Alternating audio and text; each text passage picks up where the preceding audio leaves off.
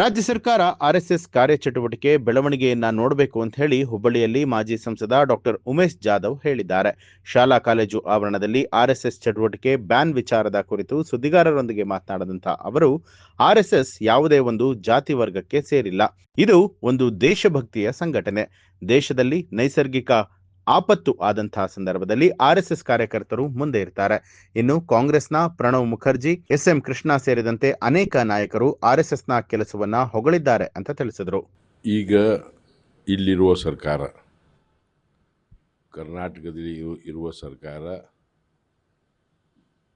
RSS ಬೆಳವಣಿಗೆ, RSS ಮಾಡುವಂಥ ಕೆಲಸಗಳನ್ನು ಅವ್ರಿಗೆ ಟಾಲರೇಟ್ ಆಗ್ತಾ ಇಲ್ಲ. ಆರ್ಎಸ್ಎಸ್ ಯಾವುದು ಒಂದು ಜಾತಿಗೆ ಸೀಮಿತ ಆದ ಸಂಘಟನೆ ಅಲ್ಲ. ಆರ್ಎಸ್ಎಸ್ ದೇಶಭಕ್ತಿ ಬಗ್ಗೆ ಮತ್ತು ಸನಾತನ ಧರ್ಮದ ಬಗ್ಗೆ ಮುಂದಿನ ಪೀಳಿಗೆಗೆ ಜಾಗೃತಿ ಮಾಡುವ ಸಂಘಟನೆ ಮತ್ತು ಯಾವುದೇ ಆಪತ್ತು ಬಂದಾಗ, ನ್ಯಾಚುರಲ್ ಕ್ಯಾಲಮಿಟಿ ಆದಾಗ ಎಲ್ಲಕ್ಕಿಂತ ಮುಂಚೂಣಿಯಲ್ಲಿರೋದು ಸಂಘಟನೆ ಆರ್ಎಸ್ಎಸ್. ಇವಾಗ ಆರ್ಎಸ್ಎಸ್ ಪ್ರತಿ ಹಳ್ಳಿ ಊರಿಗೆ, ಪ್ರತಿ ಗ್ರಾಮ ಪಂಚಾಯತ್ ಲೆವೆಲಲ್ಲಿ ಭಾಳ ಪ್ರಬಲವಾಗಿ ಬೆಳೀತಾ ಇದೆ. ಇದನ್ನು ಕಾಂಗ್ರೆಸ್ದವರು ಸಹನೆ ಆಗ್ತಾ ಇಲ್ಲ.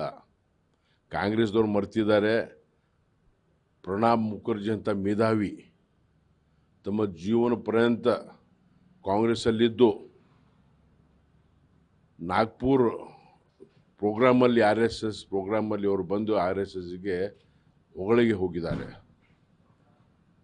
ಎಸ್ಎಂ ಕೃಷ್ಣ ಅವರು ಸೀನಿಯರ್ ಮೋಸ್ಟ್ ಲೀಡರ್, ಅವರು ಕೂಡ ನಮ್ಗೆ ಹೇಳ್ತಾ ಇದ್ರು ಕೊನೆ ದಿವಸದಲ್ಲಿ, ನಮ್ಮ ಆರ್ಎಸ್ಎಸ್ ಹೇಗೆ ಕೆಲಸ ಮಾಡ್ತಾ ಇದೆ ಅಂದರೆ, ಸೈನಿಕರು ಹೇಗೆ ಹೊರಗಡೆ ಜನರಿಗೆ ರಕ್ಷಣೆ, ನಮ್ಮ ದೇಶಕ್ಕೆ ರಕ್ಷಣೆ ಮಾಡ್ತಾ ಇದ್ದಾರೆ, ಅದೇ ಥರ ನಮ್ಮ ಧರ್ಮದ ರಕ್ಷಣೆ ಮತ್ತು ಧರ್ಮದ ಬಗ್ಗೆ, ಸನಾತನ ಧರ್ಮದ ಬಗ್ಗೆ ಮತ್ತು ಹ್ಯೂಮನ್ ವ್ಯಾಲ್ಯೂಸ್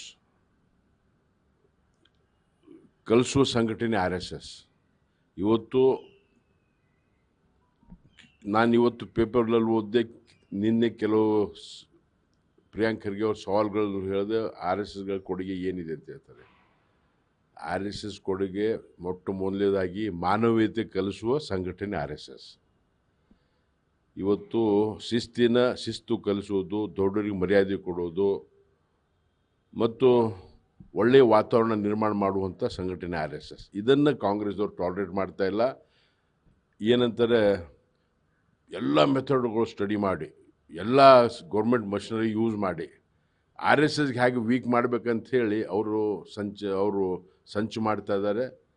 ಏನೇ ಮಾಡಿದ್ರು ಕೂಡ ಇಡೀ ಭಾರತ ದೇಶದಲ್ಲ, ಇಡೀ ಜಗತ್ತಿನಲ್ಲೇ ಗೊತ್ತಿದೆ ಆರ್ಎಸ್ಎಸ್ ಅಂತ ಸಂಘಟನೆ ಅಂತ.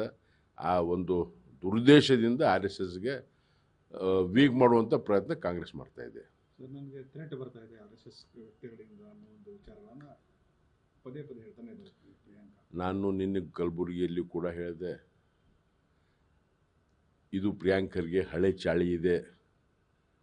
ನಾನು member of parliament MP election contest ಮಾಡಿದಾಗ ಗುರುವಾರದಲ್ಲಿ, ಅವಾಗ ಕೂಡ ಒಂದು ದೊಡ್ಡ ನಾಟಕ ಮಾಡಿದ್ರು ಇವರು ಪ್ರಿಯಾಂಕ್ ಖರ್ಗೆ ಅವರು. ನನ್ನ ನನಗೆ ಹೊಡಿಲಿಕ್ಕೆ ಸಂಚು ಮಾಡಿದ್ದಾರೆ ಅಂತ ಲೆಟರ್ ತೋರಿಸಿದ್ರು. ನಾವು ಹೇಳಿದ್ವಿ ಅವರಿಗೆ, mister Priyank Khargeji, you are one of the powerful minister and you are shadow prime CM. ನಿಮ್ಗೆ ಯಾರು ಹೆದರಿಕೆ ಹಾಕಿದ್ದಾರೆ, ಯಾರೇನೋ ಅವ್ರಿಗೆ ಹೊರಗೆ ಒಳಗೆ ಹಾಕಿರಿ. ಎಲ್ಲ ಪವರ್ ಇದೆ, ನೀವು ಸುಳ್ಳು ಹೇಳಿ ಜನರಿಗೆ ಇದು ಮಾಡಬಾರ್ದು, ಕನ್ಫ್ಯೂಷನ್ ಮಾಡಬಾರ್ದು. ಇವತ್ತು ಖರ್ಗೆ ಮತ್ತು ಖರ್ಗೆ ಅವ್ರದ್ದು ಡೈನಾಸ್ಟಿನೇ ಇದೆಯಲ್ಲ, ಎಷ್ಟು ಪವರ್ಫುಲ್ ಇದೆ ಗೊತ್ತಿದೆ. ಎಲ್ಲ ರೀತಿಯಿಂದ ಪವರ್ಫುಲ್ ಇದ್ದಾರೆ, ಎಲ್ಲ ರೀತಿಯಿಂದ ಹೇಳ್ತಾ ಇದ್ದೆ ನಾನು. ನಿಮಗೆ ಹೆದರಿಸೋದು ಈ ಥರ ಯಾರಾದರೂ ಆಯಿತು. ನಿನ್ನೆ ಒಬ್ಬರಿಗೆ ಅರೆಸ್ಟ್ ಮಾಡಿದಾರಂತೆ ಸೋಲಾಪುರಲ್ಲಿ. ಈ ಥರ ಎಲ್ಲರಿಗೆ ಅರೆಸ್ಟ್ ಮಾಡಿರಿ. ನಿಮ್ಗೆ ಯಾರಿಗೆ ಹೆದರ್ತಾ ಇದ್ದಾರೆ, ಇವೆಲ್ಲ ಬಿಟ್ಟು ನೀವು ನಮಗೆ ಹೆದರ್ಸ್ತಾ ಇದ್ದಾರೆ ಅಂಥೇಳಿ ಜನರ ಸಿಂಪತಿ ತೊಗೊಳ್ಳಿಕ್ಕೆ ಮತ್ತು ಅಟೆನ್ಷನ್ ಡೈವರ್ಟ್ ಮಾಡಲಿಕ್ಕೆ ನೀವು ಇಲ್ಲಿ ಭಾಳಷ್ಟು ಮಾಡಬೇಕು ಕೆಲಸ. ನೀವು ಕಲಬುರಗಿ ಬಿಟ್ಟು, ಹೆಡ್ ಕ್ವಾರ್ಟರ್ಸ್ ಬಿಟ್ಟು ಎಲ್ಲಿ ಹೋಗಬಾರ್ದು. ಕೆಲಸ ಇದ್ದಾಗ ಬೆಂಗಳೂರು ಹೋಗ್ಬೇಕು, ಬೇರೆ ಕಡೆ ಹೋಗ್ಬೇಕು. ಅದು ಬಿಟ್ಟು ಯಾವಾಗಾದ್ರೂ ಒಂದು ದಿವಸ ಕಾನ್ಸ್ಟಿಟ್ಯೂನ್ಸಿಗೆ ಬಂದು ನೀವು ನನಗೆ ಹೆದರ್ಸ್ತಾ ಇದ್ದಾರೆ ಅಂಥೇಳಿ ಜನರ ಅಟೆನ್ಷನ್ ಡೈವರ್ಟ್ ಮಾಡುವಂಥ ಕೆಲಸ ಮಾಡಬಾರ್ದು.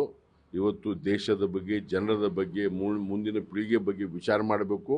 ಬಹಳಷ್ಟು ಇವತ್ತು ನಮ್ಮ ಕಲಬುರಗಿ ಇಡೀ ದೇಶದಲ್ಲೇ, ಕರ್ನಾಟಕದಲ್ಲೇ ಶಿಕ್ಷಣದಲ್ಲಿ ಅತಿ ಹಿಂದುಳಿದ ಲಾಸ್ಟ್ ಡಿಸ್ಟ್ರಿಕ್ಟ್ ಆಗಿದೆ. ನೀವು ನಿಮ್ಮ ಮನೆತನದವರು, ನಿಮ್ಮ ತಂದೆಯವರು ಮಲ್ಲಿಕಾರ್ಜುನ್ ಖರ್ಗೆ ಅವರು 60-70 ವರ್ಷ ಎಲ್ಲ ಹುದ್ದೆಯನ್ನು ಮುಖ್ಯಮಂತ್ರಿ ಬಿಟ್ಟು ಎಲ್ಲ ಹುದ್ದೆಯನ್ನು ಅನುಭವಿಸಿದಿರಿ. ಎಲ್ಲ ಪವರ್ ನಿಮ್ಮ ಹತ್ರ ಇದೆ. ಯಾಕೆ ನೀವು ಶೈಕ್ಷಣಿಕವಾಗಿ ಮುಂದುವರಿಸಿಲ್ಲ? ಯಾಕೆ ನಿಮಗೆ ಇವು ಬೇಕೇ ಆಗಿಲ್ಲ. ಅದಕ್ಕೆ ಅವರು ಇವತ್ತು ನನಗೆ ಬೆದರಿಕೆ ಹಾಕ್ತಾ ಇದ್ದಾರೆ, ಅದು ಮಾಡ್ತಾರೆ. ಇವತ್ತು ಮತ್ತೊಂದು ಇವತ್ತು ಸ್ಟೇಟ್ಮೆಂಟ್ ಬಂದಿದೆ. ಇವತ್ತು ಗೌರ್ಮೆಂಟ್ ಅಫಿಷಿಯಲ್ಸು RSS ಸಂಘಟನೆ ಹೋದ್ರೆ ಅವ್ರ ಮೇಲೆ ಆ್ಯಕ್ಷನ್ ತೊಗೊತೀವಿ ಅಂತೇಳಿ. ಇವೆಲ್ಲ you should forget about this. ನೀವು ಜನರಿಗೆ ನ್ಯೂಸ್ ಅಲರ್ಟ್ ನಿಮ್ಮಿಂದ ನಿಮಗಾಗಿ.